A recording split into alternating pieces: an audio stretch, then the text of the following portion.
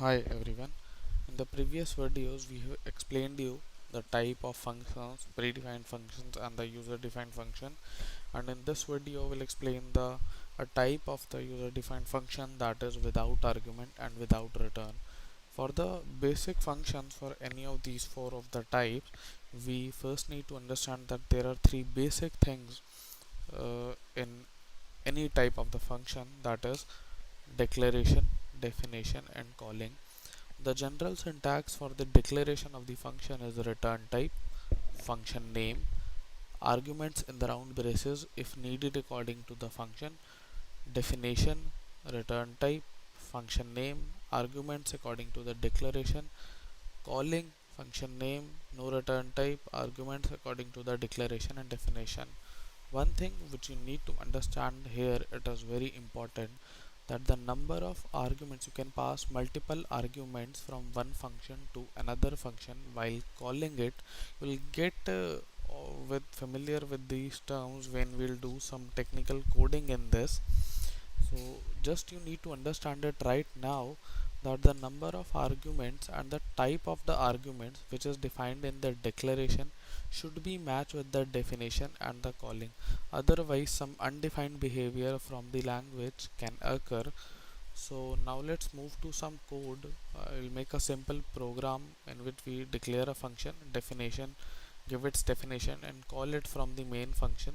The function type will be without argument and without return. So we need to declare a function. The declaration of the function should be given between the header file and the main function. We'll declare a function void, and we'll give its function name hello, and we'll declare it semicolon. Like here, void is the return type, function name, arguments if needed. Now function return types can be int, float, double, character also, but when we are writing about the type without return, when we always talking about the without return case, not without argument, when we are talking about without return case, the function return type should be void, because void is empty, void cannot return anything. So when we are talking about the without return case, the function return type should be void. Yes. So now we'll give the definition of the function, that main is a function, so you should always give the definition of a function outside another function. So the return type should be the same, function name should be the same, there should be no semicolon because semicolon used to end the statement.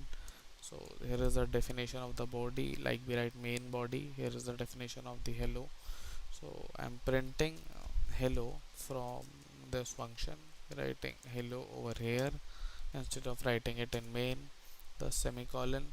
And now the calling part is should be from the main function for the first function, because uh, main is the function which is automatically called by the operating system. The function are defined by user, the user defined function should be called by the main function or any other function, but the first function like this hello is the only user defined function in this case, so hello should be called by the main function.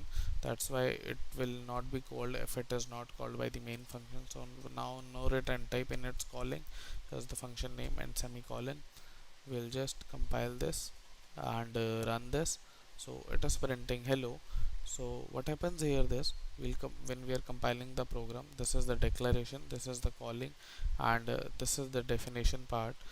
When we'll run the program, what happens, the cursor goes over here in main, it sees that hello function has been called and it has already been declared, so it goes over here, matches the return type of the declaration and definition, and perform the task whatever is written inside the definition of the function. So here we have written to print the hello, so hello is printed. So this is the type of without argument and without return, very basic type.